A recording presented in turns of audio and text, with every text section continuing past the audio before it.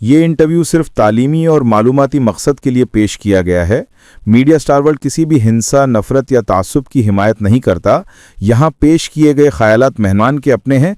Channel उनसे ज़रूरी नहीं कि इत्तेफाक रखे। हेलो, नमस्कार, आदाब, सत श्री अकाल और अस्सलाम वालेकुम। मैं हूं मोहम्मद अहमद काज़मी, लेकर आया हूं फ्राइडे का खास प्रोग्राम साउथ एशिया पर नजर सैयद अली मुश्तबा के साथ। सैयद अली मुश्तबा साहब हर फ्राइडे पूरे इस इलाके के, साउथ एशिया के, भारत के पड़ोसी मुल्कों की तमाम खबरें इस प्रोग्राम में हमारे साथ डिस्कस करते हैं और ये प्रोग्राम काफी लोग बहुत पसंद करते हैं। इसमें खासतौर पर अफगानिस्तान पर नजर रखी जाती है, पाकिस्तान पर, बांग्लादेश, श्रीलंका, नेपाल और उसके अलावा भी कुछ लार्जर इश्यूज होते हैं इलाके के, तो उस पर भी बात होती है। आज हम उनसे जो बात करेंगे वो ये कि मोदी जी ने अपने यहाँ एक ऐसा मेहमान बिठा रखा है, बल्कि अपने दोस्त कहते थे पहले वो शेख हसीना को, कि उनकी वजह से भारत की विदेश नीति पर सवाल उठ रहे हैं। अब बांग्लादेश में उनके खिलाफ मुकदमे में मौत की सजा सुना दी गई है। अब मोदी जी क्या करेंगे, ये एक बड़ा सवाल है। बांग्लादेश की मौजूदा सरकार उन्हें वापस बुलाना चाहती है। क्या वाकई भारत ऐसा कुछ कर सकेगा, ये हम समझने की कोशिश करेंगे। उसके अलावा अफगानिस्तान का, तालिबान हुकूमत का दूसरा मिनिस्टर ट्रेड डेलीगेशन के साथ, दूसरा मैं इसलिए कह रहा हूं कि कुछ ही दिन पहले, कुछ हफ्तों पहले वहां के फॉरेन मिनिस्टर आए थे और अब ट्रेड मिनिस्टर आए। अब खबरें यह है कि अफगानिस्तान का सेब अब भारत के बाजार में आएगा। वो जो तालिबान से नफरत करने वाले लोग थे, उनका क्या होगा, वो सेब खाएंगे नहीं खाएंगे, ये भी हम देखेंगे क्या कुछ होगा। और उसके अलावा हमारे पास कुछ और खबरें हैं। रूस के प्रेसिडेंट व्लादिमीर पुतिन भारत आ सकते हैं अगले महीने तक, ऐसे अनुमान लगाए जा रहे हैं। हमारे विदेश मंत्री मॉस्को में हैं। जनाब सैयद अली मुश्तबा साहब, वेलकम है आपका। मीडिया स्टार वर्ल्ड को आप वक्त दे देते हैं, उसके लिए बहुत बहुत शुक्रिया। क्या कुछ है अब, शेख हसीना क्या करेंगी, हमारे मोदी जी क्या करेंगे। डेथ सेंटेंस एक बड़ा फैसला है और उस फैसले पर क्या भारत रुकावट बनेगा या भारत फैसिलिटेट करेगा, क्या करेगा। जी, ये बहुत बड़ा मुअम्मा है। पहले मेरे सामीन को मेरा आदाब, सत श्री अकाल और अस्सलाम वालेकुम। हम लोग आज बांग्लादेश की खबर से स्टार्ट करते हैं। उमर अफगानिस्तान हम लोगों का और पाकिस्तान हम लोगों का चर्चा का मौजूद रहता है, लेकिन बांग्लादेश से ये बड़ी खबर आई है कि इंटरनेशनल क्रिमिनल ट्रिब्यूनल ने शेख हसीना वाजिद और उनके साथ दो और लोग हैं जो कि जहाज से, आपको याद होगा, हेलीकॉप्टर से दिल्ली आए थे, इंडियन एयरबेस पे उतरे थे। वो एक 12 लोग थे, बांग्लादेश से, जो कि सब के सब मतलब वो क्राइम में मुबल्लिस थे। जो उनका रेवोल्यूशन हुआ था, मॉनसून रेवोल्यूशन, ये स्टूडेंट रेवोल्यूशन, तो ये लोग सब दिल्ली में पनाह गुजीर हैं। अब ये मुकदमा चला था और मुकदमे में जो है फैसला आ गया है कि शेख हसीना को और उनके दो और जो सहयोगी थे उनको सेंटेंस टू डेथ, ये अनाउंस कर दिया उन्होंने, मतलब उनके इसमें। और उनके ऊपर इल्जाम लगा है कि ये लोग जो है क्राइम अगेंस्ट ह्यूमैनिटी के जिम्मेदार हैं और इसलिए इनको इतनी बड़ी कड़ी सजा दी गई। अब ये तो उन्होंने दे दिया बांग्लादेशियों ने। अब जो बातचीत चल रही है वो ये है कि आगे क्या होगा। तो आगे ये है कि पहले हम लोग ये डिस्कस कर लें कि मिनिस्ट्री ऑफ एक्सटर्नल अफेयर्स जो हमारे हैं, इसकी तरफ से ये टिप्पणी आई है, इस सजा के ऊपर उन्होंने कोई टिप्पणी नहीं की है और उन्होंने कहा कि हम लोग जो है, भारत जो है वो कंस्ट्रक्टिव एंगेजमेंट करना चाहता है with the people of Bangladesh. और बांग्लादेश को जो है हम लोग जो है मतलब, अब उनका ये कहना है कि हम रूलर्स टू रूलर जो है वो बात नहीं कर सकते हैं, अब हम जो है पीपल की बात करेंगे। ये गोलमोल जो है उन्होंने जवाब दिया है और इस जवाब का हसीना वाजिद के इस सेंटेंस से कोई भी ताल्लुक नहीं है। जाहिर सी बात है कि शेख हसीना वाजिद जो भी दिल्ली में मौजूद हैं, ऐसा ही कहते हैं लोग, उन्होंने इस बात का खंडन किया है और उन्होंने कहा कि साहब ये जो है फैसला जो है, जो ट्रिब्यूनल का है, ये रिग्ड है और वन साइडेड है और जो भी कुछ उसकी मजम्मत की जाए वही मतलब उसके लिए ये है। इसमें और भी रिएक्शंस आए हैं। तस्लीमा नसरीन जो कि कंट्रोवर्शियल बांग्लादेशी राइटर हैं, वो भी यहाँ दिल्ली में ही मौजूद है या जयपुर में मौजूद है, मुझे मालूम नहीं है। उन्होंने कहा कि ये जो सजा मतलब इंटरनेशनल क्रिमिनल ट्रिब्यूनल ने दी है, ये तो मोहम्मद यूनुस के ऊपर होनी चाहिए, उनके अगेंस्ट में होनी चाहिए, ना कि शेख हसीना वाजिद। अब बांग्लादेश के ये जो शेख हसीना वाजिद के बेटे हैं, जॉय उनका नाम है, जो कि अमेरिका में रहते हैं, उन्होंने मजम्मत की है इन सारे ट्रिब्यूनल की के जो जो मतलब फैसले हैं। तो इस पूरे परिप्रेक्ष्य में अब आ जाइए एनालिसिस के ऊपर कि इसका क्या एनालिसिस हो। मैं जरा आगे आगे बढ़ने से पहले एक चीज पूछूंगा मुस्तफा साहब, ये इंटरनेशनल क्रिमिनल ट्रिब्यूनल, इससे नाम से ऐसा लग रहा है कि कोई हेग वगैरह की कोई अदालत है। ये इंटरनेशनल क्रिमिनल ट्रिब्यूनल ढाका में ही कैसा है, क्या चीज है, इसका थोड़ा सा बताइए, क्योंकि इससे बड़ा कंफ्यूजन होता ढाका में ही है, ये हेग वाला मामला नहीं है, है। ये ढाका में ही है। हाँ। और इसके अंदर जो है वो यही है कि ये इसके ने इंटरनेशनल नाम लगा दिया है, और इसलिए शायद लगा दिया है, जो कि मैं मतलब अपना शुभा जाहिर कर रहा हूं कि देखिए, इंडिया और बांग्लादेश की एक्सट्रेडिशन ट्रीटी है। उसमें ये काफी पुरानी ट्रीटी है, जिसमें कि इंडिया, लोग आतंकवाद करते थे इंडिया में, बांग्लादेश भाग जाते थे और बांग्लादेश से जो है उनको एक्सट्रेडिट किया जाता था। तो अब ये जो ट्रीटी है वो इंडिया के कहने पे हुई थी, जब भी हुई थी ये, तो अब ये उल्टा इंडिया के ऊपर ही आके बैठ गया है कि अब तो बांग्लादेश के क्रिमिनल जो है वो इंडिया में बैठे हुए हैं। तो अगर उस संधि को मानती है इंडिया, तो और इंटरनेशनल जो क्राइम ट्रिब्यूनल है वो इसी वजह से इम्पोर्टेंट मतलब एक ऑर्गेनाइजेशन है, क्योंकि अगर एक्सट्रेडिशन ट्रीटी को अगर मानती है इंडिया, तो जो जिन लोगों ने क्राइम किया है बांग्लादेश में, उनको तो है इंडिया को मतलब वापस देना पड़ेगा, भेजना पड़ेगा। इंडिया उसमें कोई कमिट नहीं कर रही है, ना ही एक्सट्रेडिशन ट्रीटी को मान रही है। तो अब तो यहाँ पे ये देखना है कि क्या इंडिया शेख हसीना वाजिद को बांग्लादेश भेजेगी उस एक्सट्रेडिशन ट्रीटी पे कि नहीं। मेरा अपना मानना यह है कि वो नहीं भेजेगी, और इंडिया इतना पावरफुल कंट्री है कि वो मतलब ट्रीटी करके भी मतलब उलट सकती है, और ये सब हो सकता है।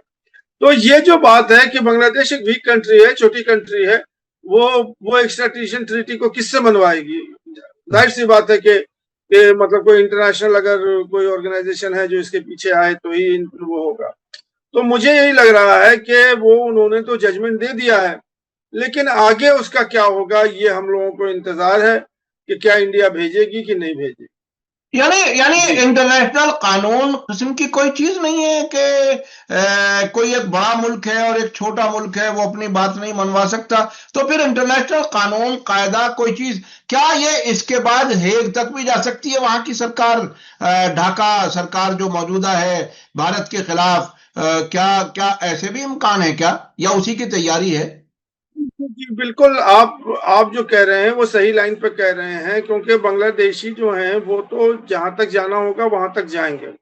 अभी इसी हवाले से एक और खबर बांग्लादेश से ही है कि उनके जो नेशनल सिक्योरिटी एडवाइजर हैं खलीलुर रहमान, वो आज के डेट में दिल्ली में है, और यहाँ पे कोलंबो राउंड ऑफ टॉक्स चल रहा है दिल्ली के अंदर, जहाँ के मालदीव्स के लोग, मॉरिशस के लोग, सिसिली आइलैंड्स के लोग और इस तरह के जो सिक्योरिटी एडवाइजर हैं वो अपने अपने गवर्नमेंट के, वो अजीत डोभाल से मिल रहे हैं। और अजीत डोभाल जो है को इन्होंने, खलीलुर रहमान ने इनवाइट भी किया है कि आप बांग्लादेश आइए और हमारे यहाँ आकर के मेहमान हमारे बन के रहिए। अब यहाँ पे मीडिया में क्या सारी लग रही है कि क्या खलीलुर रहमान शेख हसीना वाजिद का मुद्दा उठाएंगे डोभाल के सामने, क्योंकि ये तो नेशनल सिक्योरिटी की बात है, उनकी सिक्योरिटी की बात है, हमारी सिक्योरिटी की बात है।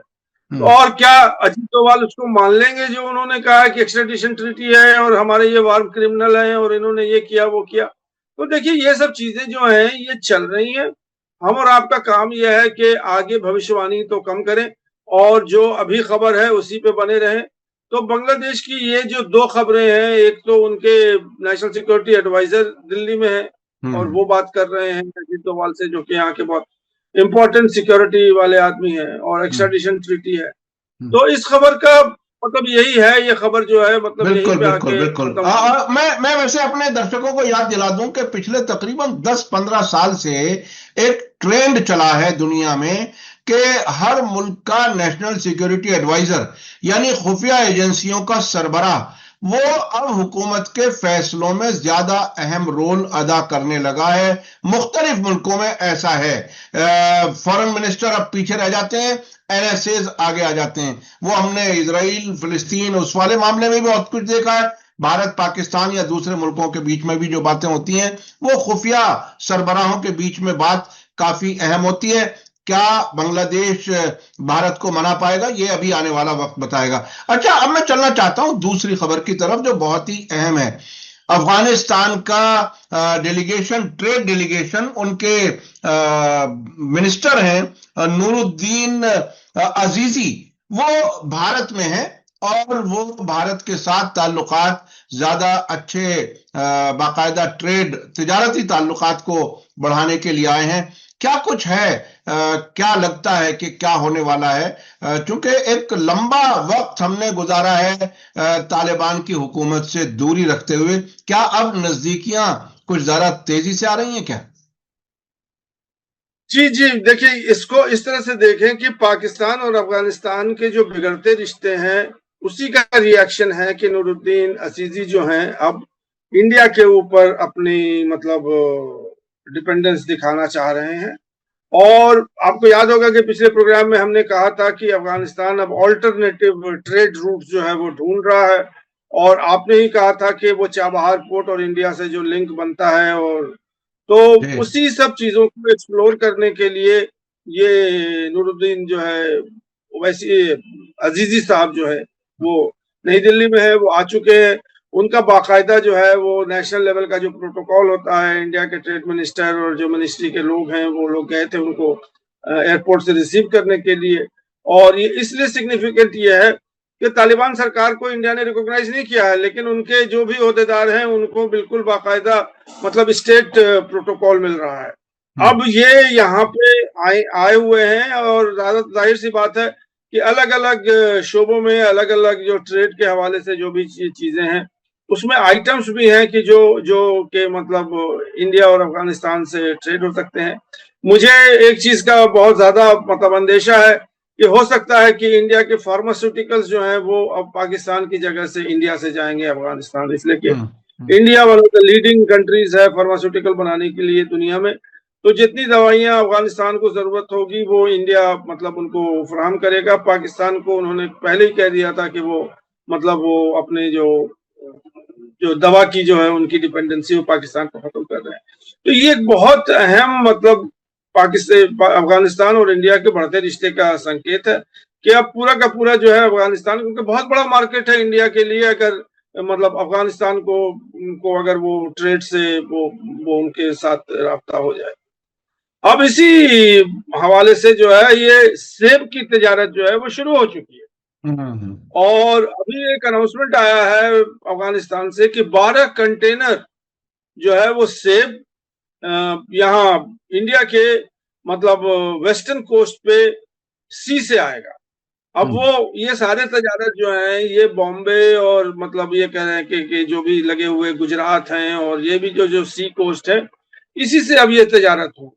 अब ये सब जो ड्राई फ्रूट और सेब ये सब ट्रेडिशनल आइटम्स हैं जो अफगानिस्तान से आते थे, वो वाघा बॉर्डर से ट्रक से क्रॉस होते थे, इंडिया में आते थे और उसके बाद फिर इंडिया में डिस्ट्रीब्यूट होते थे। अब ये पहली बार है कि सेब जो है वो अब कश्मीर से नहीं आएगा, बल्कि वो वाघा से नहीं आएगा। अब हिंदुस्तान जो है वो कश्मीरी सेब तो खाते ही थे, अब अफगानी सेब खाएंगे। तो ये जो है मतलब सेब का जो ट्रेड है वो तो शुरू ही हो चुका है, लेकिन अब वहां से अनाउंसमेंट हुआ कि 12 कंटेनर जो है वो हम भेज रहे हैं इंडिया को सेब का। तो ये बड़ी पहल है मतलब बढ़ते हुए रिश्ते इंडिया और अफगानिस्तान के। और ये देखिए ट्रेड डेलीगेशन में अनाउंसमेंट होगा तो इंशाल्लाह अगले हफ्ते हम लोग उसके बारे में देखिए भारत के अफगानिस्तान से ताल्लुकात बहुत गहरे रहे हैं एक लंबे अरसे से। मुझे याद है कि इंदिरा गांधी जब हमारे यहाँ प्राइम मिनिस्टर थी उस जमाने में काबुल में एक बाकायदा इंदिरा गांधी हॉस्पिटल कायम हुआ था। 1986 में मैं पहली बार गया था तो मैंने उस अस्पताल को देखा है बाकायदा।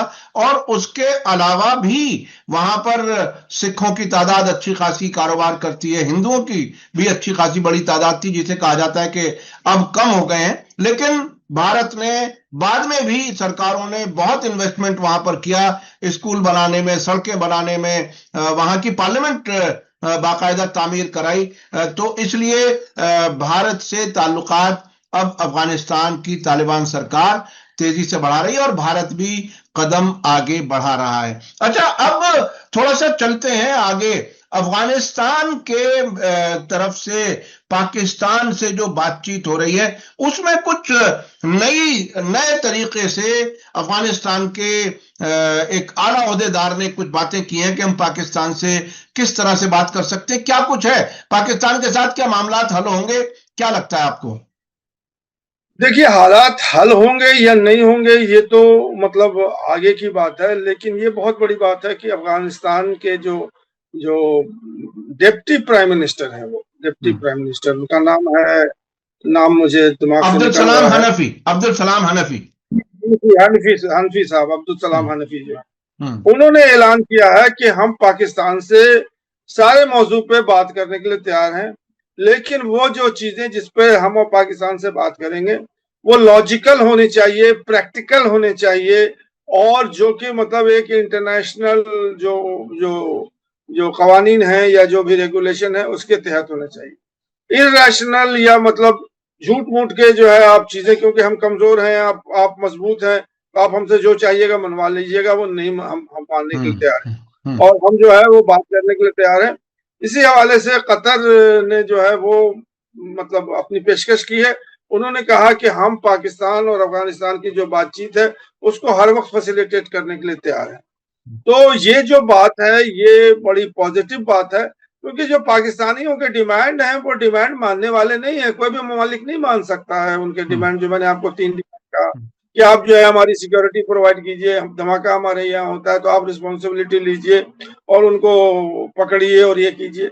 ये पाकिस्तान की अपने इंटरनल सिक्योरिटी का मैटर है, उनको जो करना है वो करें। दूसरा, उन्होंने कहा कि जो है हमारे जो मतलब जो पॉपुलेशन है खैबर पख्तूनख्वा में उस तरफ, और जो कि एंटी पाकिस्तान है, उसको आप ले जाकर के कहीं सेंट्रल एशियन के पास बसाइए और ये कीजिए। तो ये क्यों कोई मानेगा?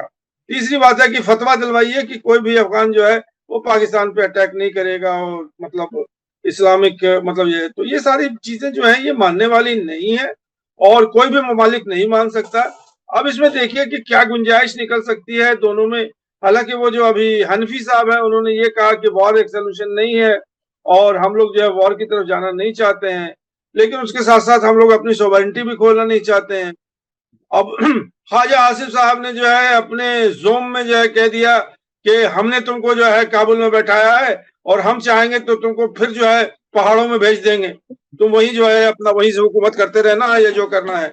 हमने तुमको 300 राउंड जो है दोहा में करवाया था और तुम्हें हमने जो है ये किया।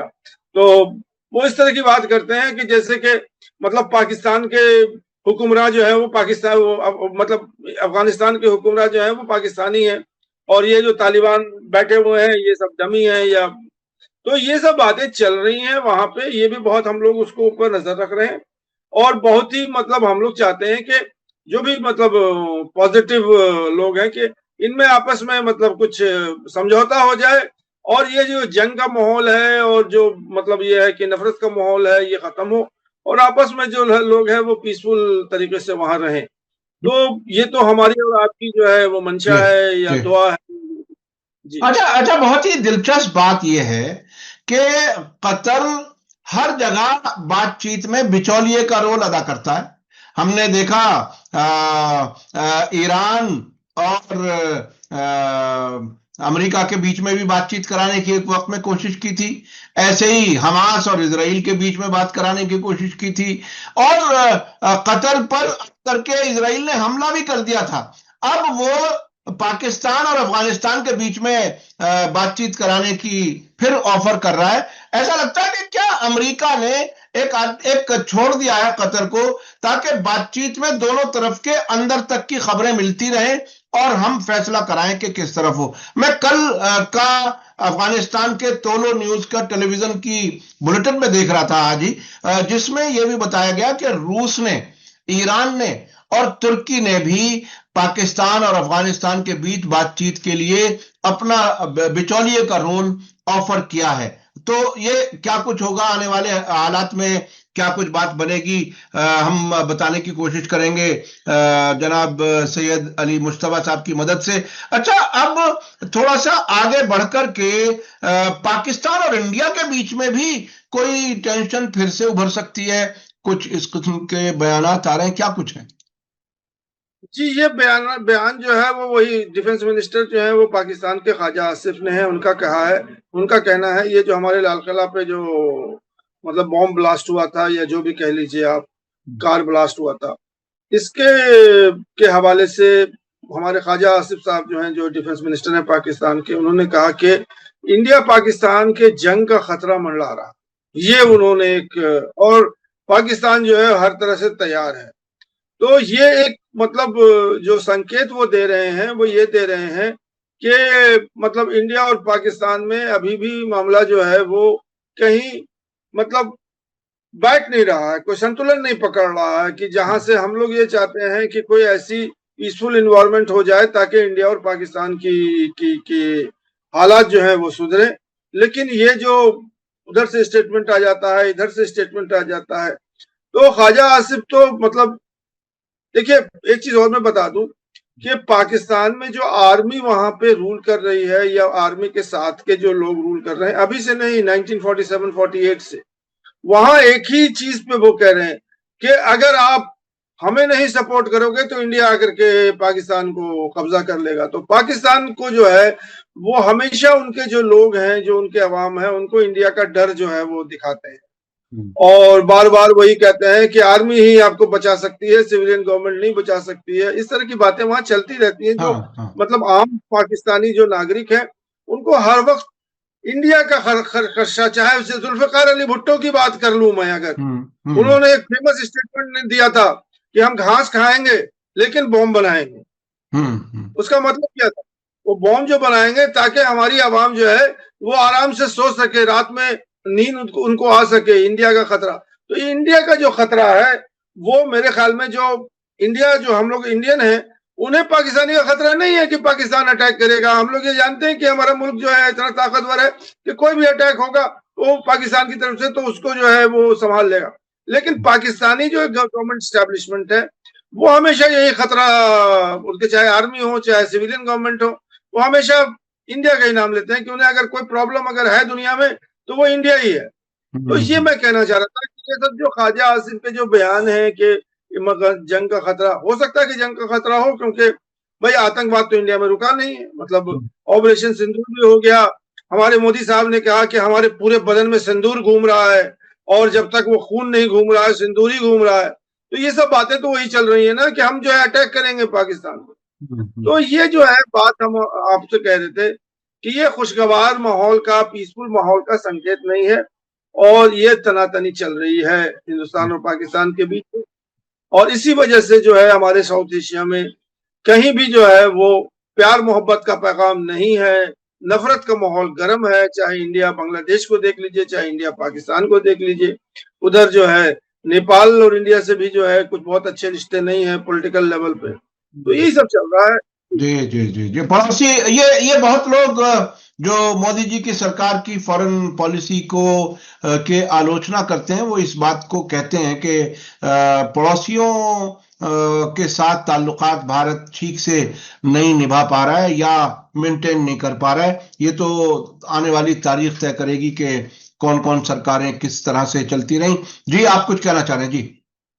जी, इसी हवाले से, इससे पहले कि हम लोग जयशंकर की बात करें और रशिया विजिट की बात करें, ये जो इंडिया पाकिस्तान का टेंशन है, इसी हवाले से अभी क्लाइमेट चेंज की जो है वो समिट ब्राजील में एक बेलन एक जगह है, वहीं वो चल रहा है, कॉप की मीटिंग।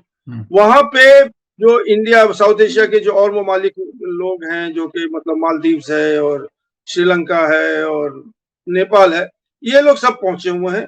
और वहां पे इन्होंने एक जॉइंट मतलब एक साउथ एशिया का एक डेलीगेशन वहां पे है, जो कि ये कह रहा है कि हमारा जो साउथ एशिया है, यहाँ पे हम और आप भी देख रहे हैं कि गर्मियों के दिनों में जो है एक्सट्रीम मतलब हीट क्लाइमेट आ जाता है, बहुत ज्यादा।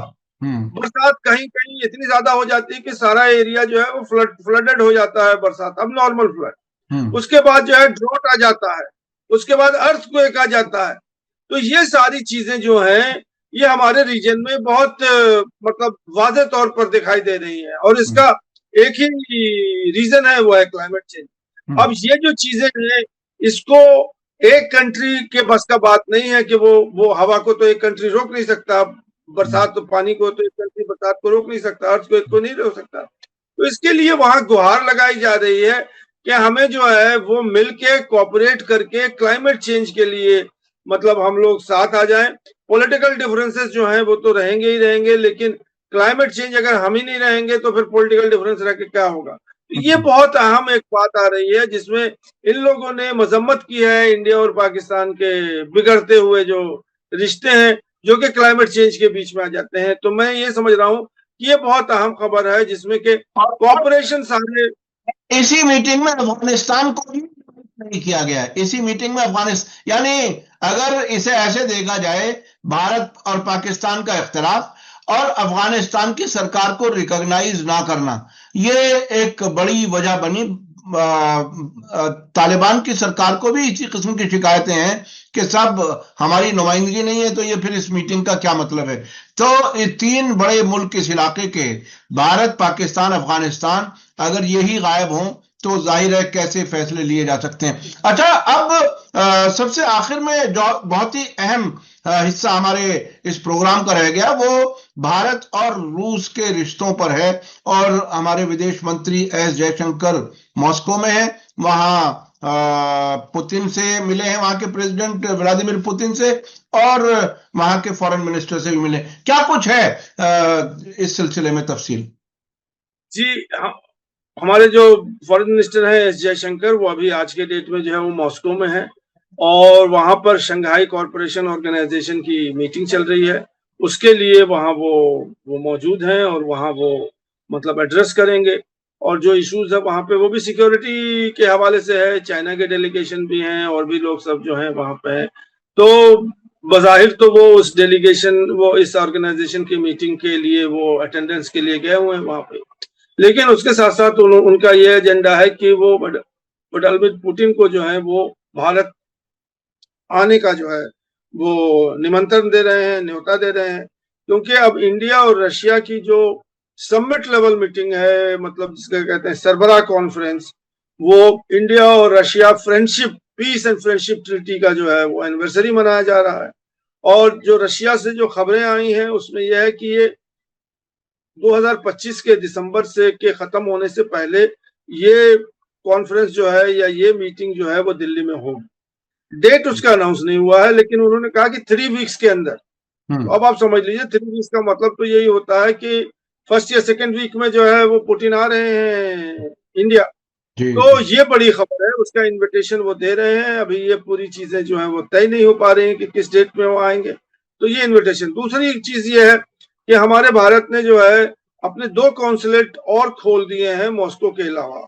एक तो कजान है जहां पे लास्ट ब्रिक्स समिट हुई थी, वहां एक इंडिया का कॉन्सुलेट खोल रहा, और एक और रशिया के किसी शहर में जो है इंडिया का कॉन्सुलेट खोल रहा है। तो ये जो है एक संकेत दे रहा है इंडिया की इंडिपेंडेंट फॉरेन पॉलिसी और इंडिया की इंडिपेंडेंट फॉरेन पॉलिसी जो कि इंडिया और रशिया के बीच में है, जिससे अमेरिका को मतलब उसको अमेरिका गाइड नहीं कर रहा है, ना ही वो इंडिया को प्रेशर दे सकता है, ना ही वो रशिया को प्रेशर दे सकता है। तो ये इंडिया इस बात का संकेत दे रही है कि हमारा रिश्ता जो अमेरिका से है वो अलग है और मतलब इंडिया से और रशिया से अलग है। इसी हवाले में आज ही एक खबर आई है जो कि इंडियन सोर्सेस से आई है कि ये जो तेल का मामला है जो कि अमेरिका और इंडिया के टैरिफ के बीच में आ रहा है, अब इंडिया ये कह रही है कि हम इंडिया अमेरिका के प्रेशर में तेल नहीं बंद कर रहे हैं। ये खबर है। ये जो कटौती है रशिया के और इंडिया के तेल में, ये हम पहले से ही फेस आउट कर रहे हैं। तो मुझे लगता है कि ये लीपापोती है अमेरिका के, मतलब उसको इंडियन ऑडियंस को समझाने के लिए कि देखिए हम तो डिपेंडेंस जो है वो मतलब पहले से ही कह रहे थे, बीच में जो है और डोनाल्ड ट्रंप आ गए और ये सब कर रहे हैं। तो ये मैं ये कहना चाह रहा था कि इंडिया ने अभी तक इंडिपेंडेंट अपना रिश्ता रशिया से बनाया हुआ है जो कि आज भी बरकरार है, और उससे अमेरिका इंडियन अमेरिकन जो रिलेशनशिप है उससे अलग है, परे है जी। और इसमें एक और खबर थी, अभी कल ही अखबार में खबर थी कि पहली बार ऐसा हो रहा है कि भारत अमेरिका से लिक्विफाइड पेट्रोलियम गैस एलपीजी खरीद रहा है, जो भारत की 10% जरूरत पूरी करेगा। अमेरिका इतनी दूर है, वहां से खरीद सकते हैं, लेकिन साहब गैस के लिए तो कतर बहुत बेहतरीन जगह है, नजदीक तरीन बांग्लादेश है, लेकिन अमेरिका बहादुर के दबाव में शायद ऐसा हुआ है। रूस से तेल का इंपोर्ट कम करने की भी खबरें आ चुकी और अमेरिका से एलपीजी खरीदने का भी फैसला हो चुका। लेकिन फिर भी बहरहाल हमारी कोशिश है कि हम ये पैगाम दें कि हम इंडिपेंडेंट फैसले लेते हैं, लेकिन क्या वाकई ऐसा हो रहा है ये आने वाला वक्त बताएगा।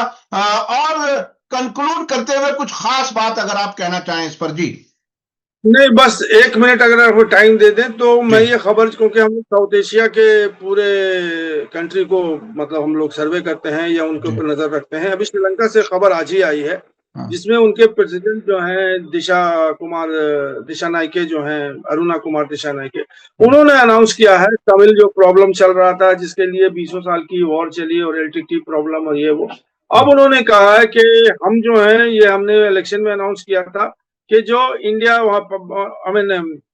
कोलंबो और जो जाफना में जो डिफरेंसेस हैं और जिसके लिए इतनी वॉर हुई थी, तो उसका एक परमानेंट सोल्यूशन हम कॉन्स्टिट्यूशनल अमेंडमेंट लेके आ रहे हैं 2026, जिसमें कि हम जो है वो बातचीत और ये सब चीजें जो है वो फ्रेमवर्क नहीं तैयार होगा, लेकिन जब हम कॉन्स्टिट्यूशनल अमेंडमेंट लेके आएंगे तो वो एक बाकायदा फ्रेमवर्क होगा जिसमें जो नॉर्थ और ईस्ट काउंसिल है, जो प्रोविंसेस हैं जिसमें कि तमिल और हिंदू अक्सरियत है, उनको जो है हम क्या फैसिलिटेट करेंगे वो कॉन्स्टिट्यूशनल अरेंजमेंट में होगा और वो एक ठोस और जामे जो है फ्रेमवर्क होगा। ये तो मैंने आपको भी बताया था ना कि जो अफगानिस्तान पाकिस्तान के सिलसिले में भी यही हो रहा है कि एक फ्रेमवर्क बनाइए जो कि लॉन्ग लास्टिंग जो है पीस हो, तो यही खबर है। जी बिल्कुल बिल्कुल, और वाकई कुछ मामलात दाखिली भी हों, अगर उनका परमानेंट हल सरकारें कर लें और सबको कन्विंस कर सकें और किसी को ऐसा ना लगे कि उन पर कोई जुल्म और ज्यादती हुई है, तो मैं समझता हूं मुल्कों के लिए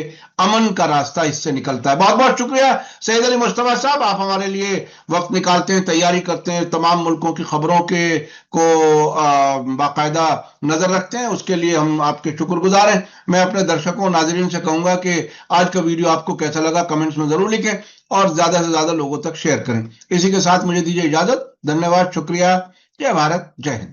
हमारे चैनल मीडिया स्टार वर्ल्ड को सब्सक्राइब कीजिए और बेल आइकॉन दबाइए ताकि हमारी हर नई वीडियो का नोटिफिकेशन आपको सीधे मिलता रहे। अगर आपको हमारी खबरें पसंद आती हैं तो उन्हें अपने व्हाट्सएप, इंस्टाग्राम, फेसबुक और ट्विटर अकाउंट्स पर शेयर करना ना भूलिए ताकि और लोग भी हकीकत से वाकिफ हो सकें।